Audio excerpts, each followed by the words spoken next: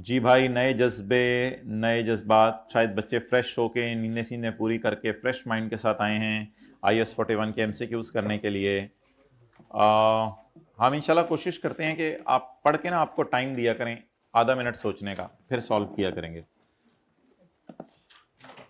पढ़ लें जी। आज ही की क्लास में हमने बियरर बायोलॉजिकल एसेट और कंज्यूमेबल बायोलॉजिकल एसेट की डेफिनेशन पढ़ी है, लेकिन ये सिर्फ उसके एंगल से थी, डिस्क्लोजर के एंगल से।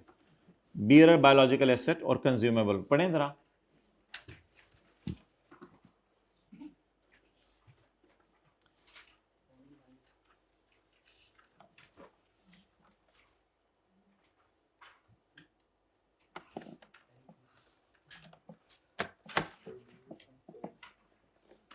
अच्छा, मैं डियर को कह रहे bearer, no you must have a strong grip on what we have studied.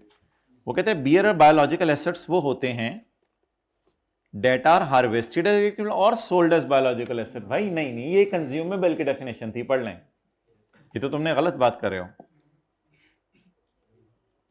Consumable biological asset is a fruit tree from which fruit is harvested. It is a fruit tree from which, नहीं नहीं नहीं नहीं नहीं, it is a beer करता है, खड़ा रहता है और फ्रूट देता रहता है। It is not a fruit tree जिसके अंदर से वो हो। हाँ, तुम कहते हैं ना कि लकड़ी है, लंबर, वो फिर हम मान जाते कंज्यूम हो जाना है, लेकिन क्या ये कंज्यूम हो जाना है या खड़े रह के फल बियर करता रहेगा? खड़ा रहेगा और फल बियर करता रहेगा, तो दोनों ही फॉल्स हो गए। ऑप्शन आप घर जाके खुद देख लीजिएगा, मैंने तो बस ये चीज समझानी है, कोई ABCD के चक्कर में ना पड़े। Alpha livestock operates a goat breeding farm. ALL sell goats to local meat business. मैं एक्सप्लेन नहीं किया करूंगा। ALL बाकी लहजे के ऊपर नीचे होने से अगर आपको जज कर लें वो आपकी किस्मत है। ALL sell goods to local meat business and goats milk to cosmetic companies. अब हमने समझा, पता नहीं क्या ट्विस्ट आएगा सवाल में सिर्फ जानवरों का डेटा है। ऑन यकम मार्च 2024 ALL bought 40 goats for 51,000, जिसमें 50,000 की फेयर वैल्यू है और 2% कमीशन पे किया है। करीबी मार्केट से खरीद लिया है, ठीक है, दूर से भी ले आता तो मुझे क्या था। द मार्केट ब्रोकर 3% कमीशन लेता है from seller on each transaction. The amount to be charged to P&L upon initial ये ऊंची निकल गया मुंह से, ये असल पूछ रहे हैं। Amount to be charged to P&L upon initial recognition, बता देंगे। इनिशियल रिकॉग्निशन में P&L में कितना जाना है? जर्नल एंट्री कर लें यार, छोड़ें परे। इनिशियल रिकॉग्निशन में कितना? बायोलॉजिकल एसेट यार 51,000 नहीं, इसकी फेयर वैल्यू ड्रामे, इसकी फेयर वैल्यू 50,000 है, उसमें 2% कमीशन डाल के 51 तक पहुंचे। Please, fair value minus cost to sell, minus कर दूं या ये समझ आ गया? 97 कॉस्ट टू बाय दी हुई है, कॉस्ट टू बाय भी दी हुई है, आज उस बड़ा तेज है वो, कॉस्ट टू बाय भी दी है, लेकिन मुझे तो क्या चाहिए? Cost to sell. बोले 20 आगे ना, जानवर भी तो बताए ना, जानवर भी तो बताए ना, ये अंकल ने बतानी है। 40 टोटल 19,000,000। कैश बोले 51 ही कर लेना, 51 गिवन है, यही कर लें, या जिसने 50 जमा 2% ऑफ 50 करना है वो कर लें। 51,000 कैश पे किया हमने। कैश में आपको पता है कैश आउटफ्लो में सारी चीजें डाल देते होते हैं। किसी को पता है यहां परचेज प्राइस भी आती है, ट्रांसपोर्टेशन भी आती है, कमीशन ऑन बाइंग भी आता है, गवर्नमेंट टैक्सेस ऑन बाइंग भी आते हैं, ये तो सारा कैश आउटफ्लो है। तो 51 उठा लूं या 50 जमा 2%? 51 उठा लें। जानवर बता दें।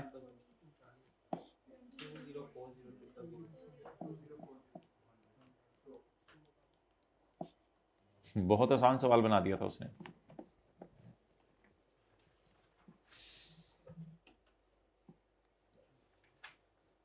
ये तो ज्यादा ही आसान बन गया उससे।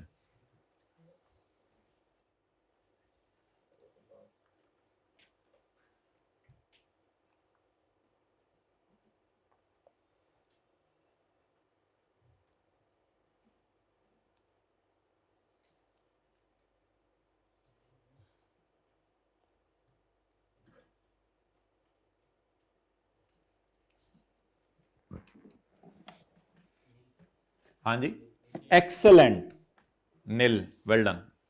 Beautiful limited operates a large dairy farm. In 2022 BL received a government grant of 30 million, conditional grant है। BL adopts an organic cattle feed system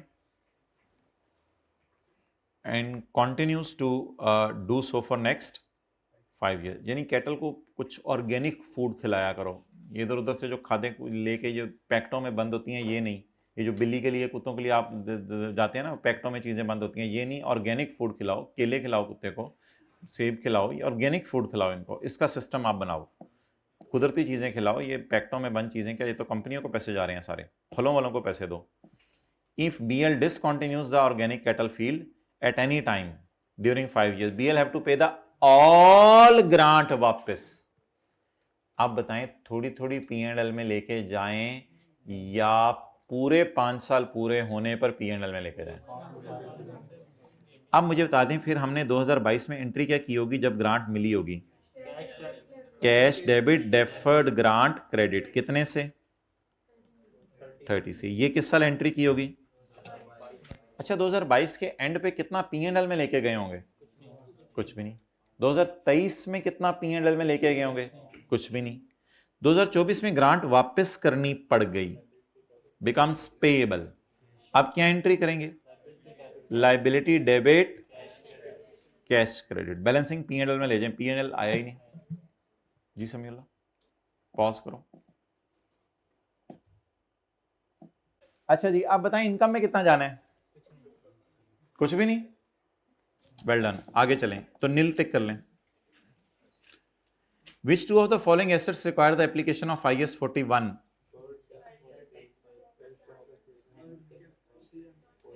animals kept bye जू फॉर अर्निंग टिकट रेवेन्यू। भाई ticket revenue तो earn कर रहे हो, लेकिन ना animal cell कर रहे हो, ना एनिमल से एनिमलियां निकाल रहे हो, और ना एनिमल से दूध निकाल रहे हो, तो एग्रीकल्चर एक्टिविटी के डेफिनेशन पे नहीं पूरा होता। तो टिकट रेवेन्यू तो उसने कंफ्यूज करने के लिए लफ्ज डाला है।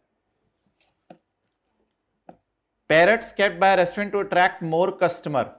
पैरट देखते हैं तो हमारा दिल चाहता है, बेगम कहती है सरताज जिस रेस्टोरेंट में ना जाए पैरट हो गए, इधर बच्चे भी कहे अबू अबू पैरट, चलो अंदर कुछ, इस चक्कर में डाल रखा हुआ है उसको। तो पैरट सेल तो नहीं कर रहे हैं हम, पैरट से पैरटियां तो नहीं आ रही, और पैरट से दूधू अंडे जी जी जी। तो दो नीचे वाले बच जाते हैं, देखे बगैर टिक कर दें अगर आप कॉन्फिडेंट हैं तो, अन्य बार टिक कर दें। बर्ड्स केप्ट फॉर सेल, हाँ ये तो ठीक है। And hens kept by poultry farm, अंडे आएंगे।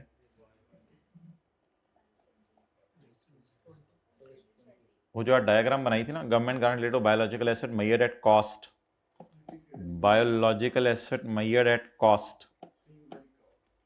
काउ वाली सींग कर लो अब, उसको बहुत होगी सींग वाली काउ। इस पे क्या लगेगा? चलो जी 1 मिनट लगाएं।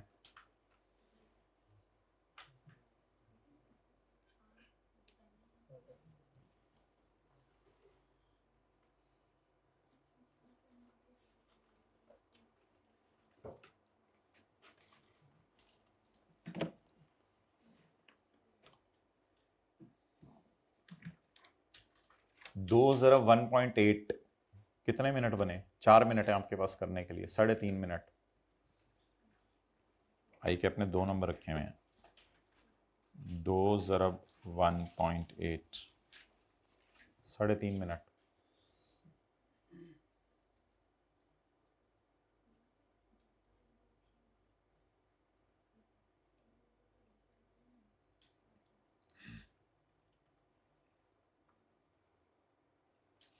अपना सॉल्व करके फिर डिस्कस करें ना साथ वाले से।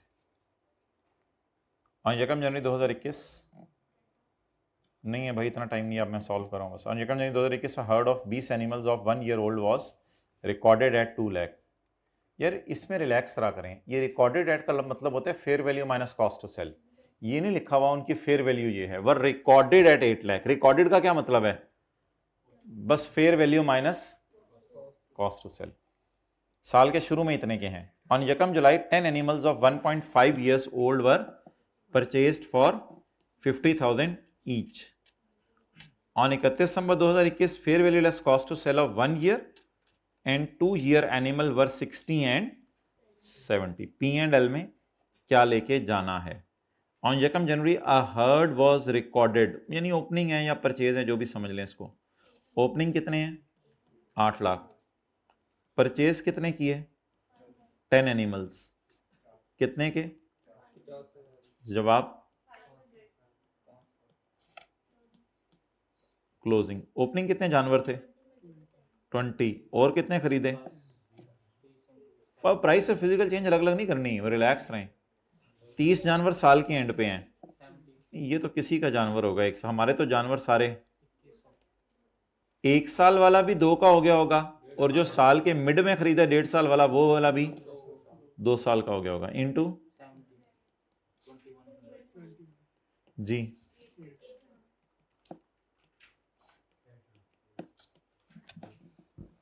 कितना उन्होंने 3 मिनट से कम में कर लिया था? 800 था, ओके।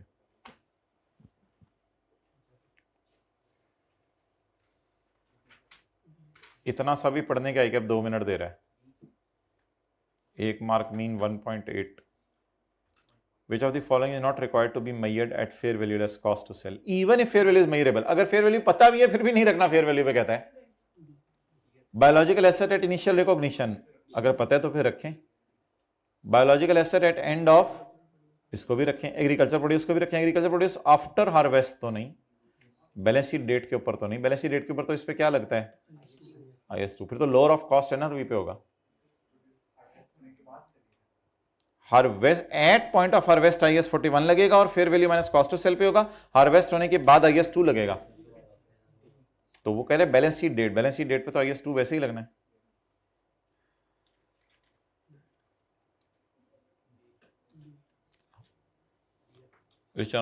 ओशन फिशिंग नहीं, हम बायोलॉजिकल ट्रांसफॉर्मेशन को मैनेज नहीं कर रहे होते। Biological assets are never depreciated. Living animals are never depreciated.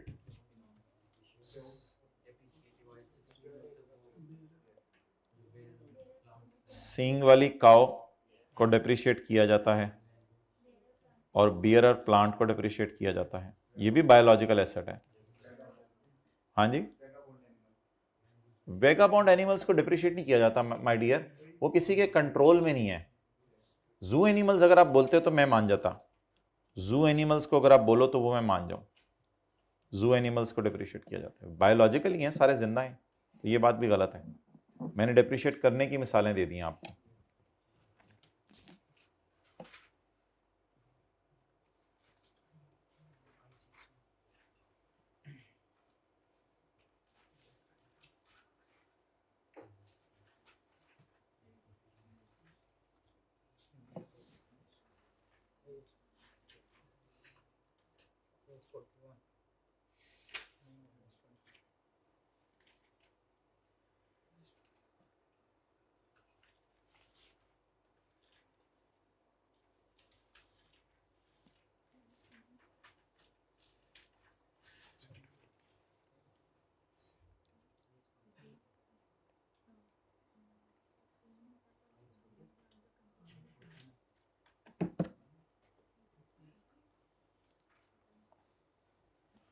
Government grant related to beer or plants, IS20. Which two of the following relating to unconditional grant कब major की जाती है? जब रिसीवेबल। और कंडीशनल ग्रांट कब major की जाती है?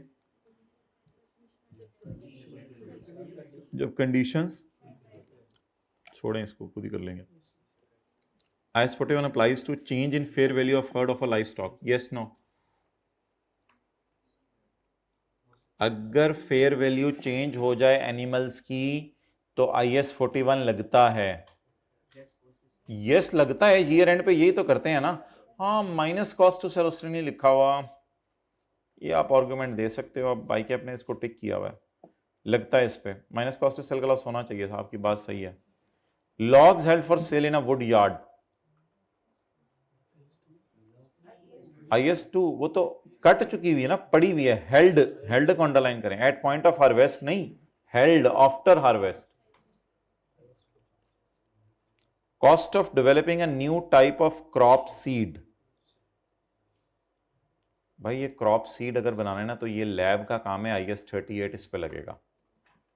ये IS 41 नहीं है, रिसर्च डेवलपमेंट लैब में होती है। इरिगेशन सिस्टम पानी का होता है मेरे ख्याल से, तो ये तो PPE टाइप चीजें हैं।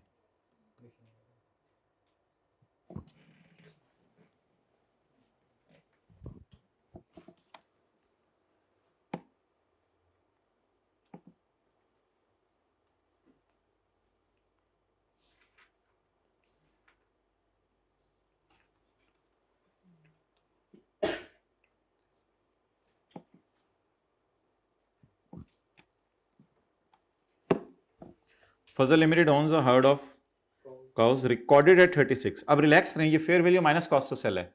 रिकॉर्डेड को अंडरलाइन करें, ये फेयर वैल्यू नहीं है, रिकॉर्डेड, ये fair value minus cost to sell है। रिकॉर्डेड लिखा हुआ है, परचेज नहीं लिखा हुआ, purchase at 36।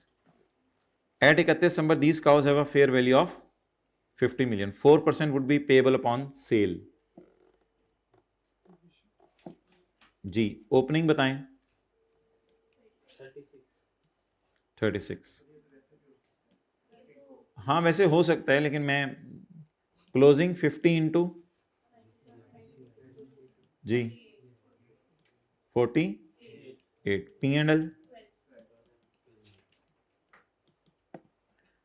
Hold at 36 no, remeasure to 50 no, आगे ना पढ़ें, 48 पे रीमेयर करना है। Remeasure to 48 taking gain of 12 to OCI, OCI नहीं टू P&L। नहीं वैसे ही तो नहीं हो सकता, बेहतर है ये वर्किंग कर लें 12, वहीं से तो पता चलेगा।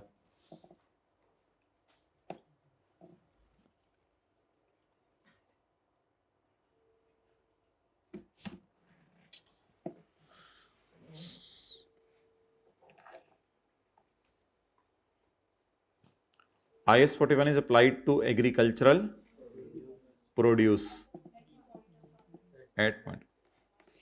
अच्छा यार, किसी के जहन में ये ना है कि मैंने कहा था बिफोर हार्वेस्ट लगे हुए आम पे भी IS 41 लगता है, उसने लफ्स बायोलॉजिकल एसिड यूज नहीं किया, उसने एग्रीकल्चरल प्रोड्यूस लफ्स यूज किया। जी अस्सलाम वालेकुम।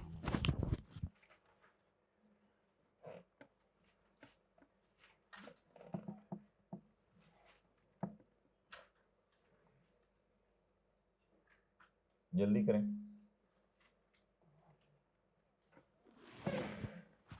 नहीं मैं आपको नहीं कह रहा जल्दी करें, मैं इधर सामने कुछ बच्चे बैठे हैं उनको कह रहा हूँ, आप आराम से, अपने बच्चों को आराम से, दूसरों को जल्दी। हाँ जल्दी कर लो ना, वैसे आप भी अब तो बहुत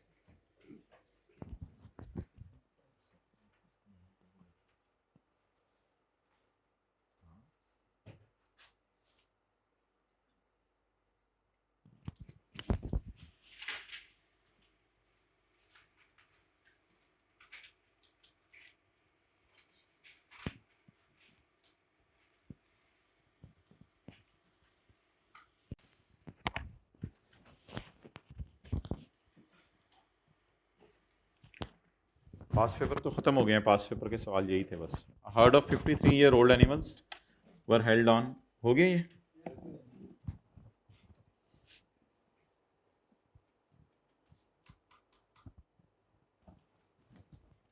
on 1 January 2013, on 1 July 13 10 3.5 were purchase for 40,000।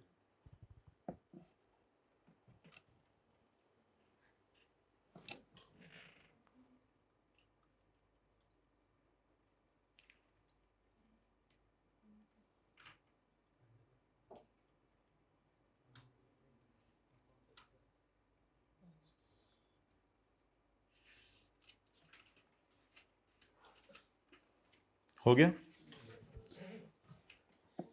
क्या मालूम क्या करना है, P&L में क्या जाना है, फिर तो रिकॉन्सिलेशन बनानी पड़ेगी। ओपनिंग बताएं। 50 मल्टीप्लाइड बाय 2000 जी 16,000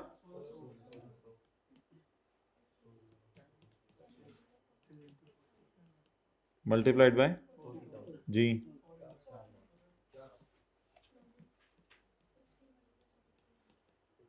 60 मल्टी, हमारे जानवर तो सारे 43 के हो गए होंगे।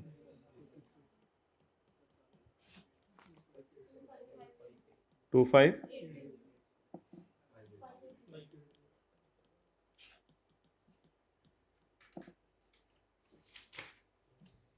Done.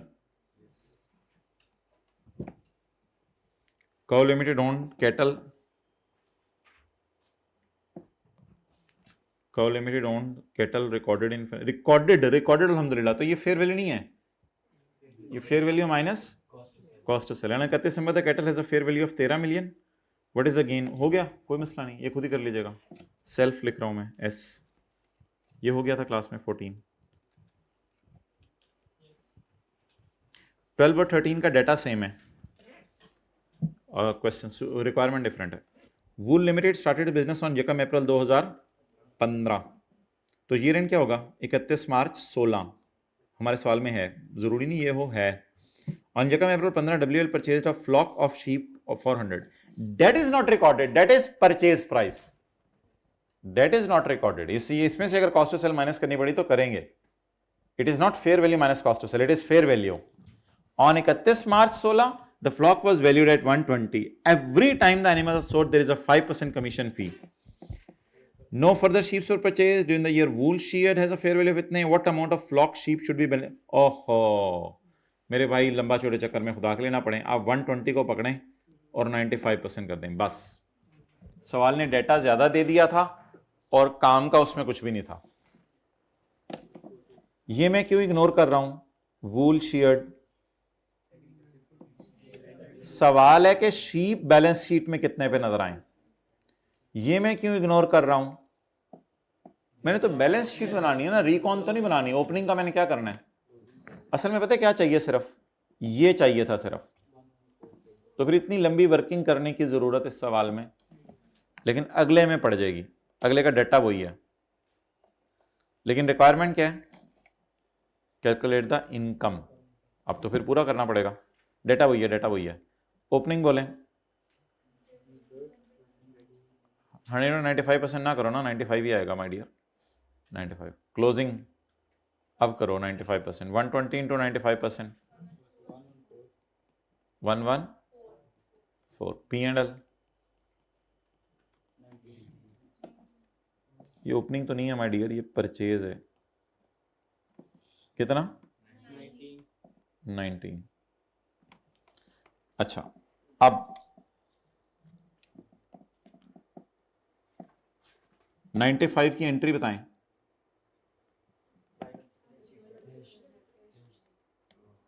Biological asset debit, cash कितने से? हाँ, ये वाला लॉस बच्चों ने भूल जाना था, ये वाला लॉस भूल जाना था, इनिशियल रिकॉग्निशन वाला, इस वजह से मसला होना था। दूसरी एंट्री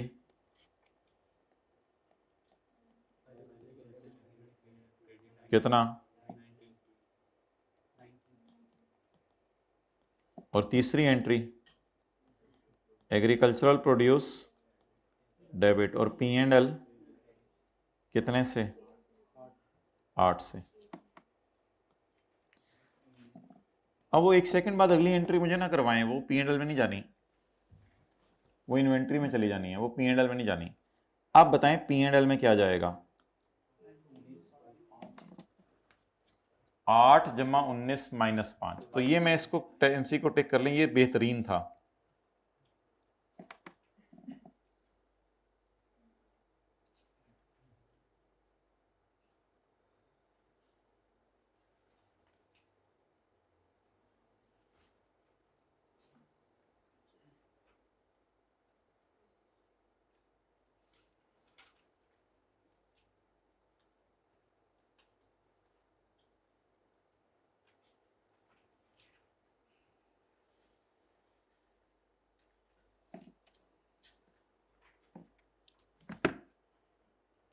अच्छा, कोई ये ना कि टोटल इनकम पूछा हुआ है। टोटल इनकम का मतलब इनकम एक्सपेंसेस नेट करके ही होगा। टोटल इनकम ये नहीं कि खाली इनकम उठा लें और लॉसेज इग्नोर कर दें। डेट वाज, इसको टिक करें, ये MCQ जरूर आपने रिवीजन में देखना है एक दफ़ा जब भी करेंगे। ये एक अच्छा सवाल था। बाकी ये आपने सेल्फ में कर लेना है 11। A gain loss may rise on initial recognition of biological asset because estimated cost to sell are deducted. ऐसा ही है? नहीं है ना माय डियर, सोचो। A gain loss may rise on initial recognition of biological asset because estimated cost to sell are deducted, इसलिए gain loss आता है। और अगर cost to sell माइनस ना करें फिर तो शायद बराबर आ जाए फेयर वैल्यू और कैश, फिर तो लॉस नहीं आएगा। काफ इज बॉर्न तब भी गेन लॉस आ जाता है इनिशियल रिकॉग्निशन पे। जी आगे बोलें। यार ये मेरा नहीं ख्याल, बायोलॉजिकल एसेट की इनिशियल रिकॉग्निशन पूछ रहा है, तो हार्वेस्टिंग तो एग्रीकल्चर प्रोड्यूस की होती है, बायोलॉजिकल एसेट की भी हार्वेस्टिंग हो जाती है, उसे कट करते हैं, उसका नाम एग्रीकल्चर प्रोड्यूस लगता है, लेकिन इनिशियल रिकॉग्निशन तो नहीं होती। वो बायोलॉजिकल एसेट का भी इनिशियली रिकॉग्नाइज होता है। जब बायोलॉजिकल एसेट इनिशियली रिकॉग्नाइज होता है तो लॉस आता है, या जब बायोलॉजिकल एसेट इनिशियली रिकॉग्नाइज होता है तो भी गेन आता है। काफ बॉन है, ये बायोलॉजिकल एसेट की इनिशियल रिकॉग्निशन नहीं है, ये सब्सिक्वेंट कट डाउन है उसका। इनिशियल रिकॉग्निशन का लफ्ज असल में अजीब सा था, ये भी एक एमसीक्यू है जो देखना पड़ेगा आखिरी दिन। हाँ बी ऑप्शन है, ये खुद ही कर लीजिएगा सेल्फ में। प्लूटो लिमिटेड के पास 1 साल की हर्ड कैटल है, रिकॉर्डेड अल्हम्दुलिल्लाह रिकॉर्डेड। ये पड़ा हुआ है किस पे? रिकॉर्डेड वाली बड़ी फिगर अच्छी होती है। Recorded at 31 December the fair value of a 2 year old herd, 2 year के तो हो गए होंगे हमारे, is 170 and cost to sell are, तो फिर 165 हो जाएगा ना। What is the correct accounting treatment? Revalue to 165 taking gain off, gain भी निकालना है। ओपनिंग 140, क्लोजिंग लॉस गेन, कौन सी ऑप्शन है? B.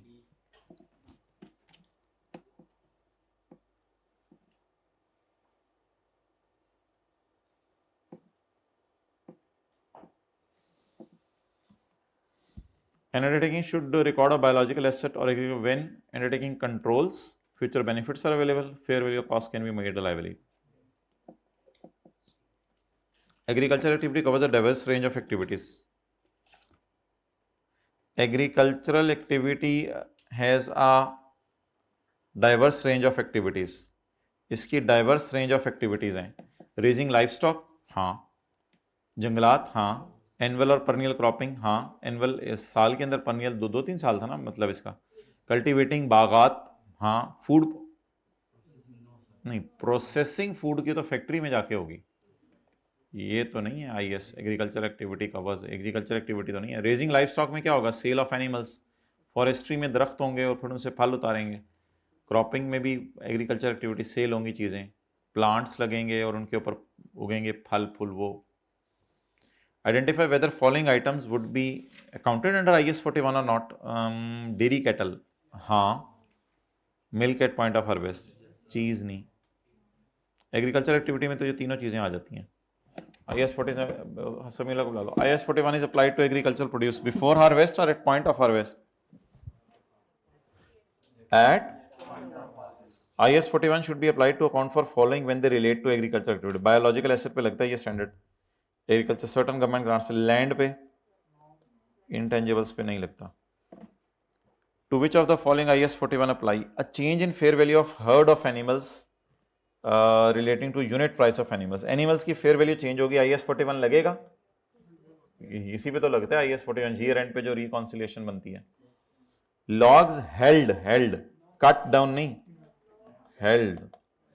Farm land, developing a new seed, development तो R&D की होती है।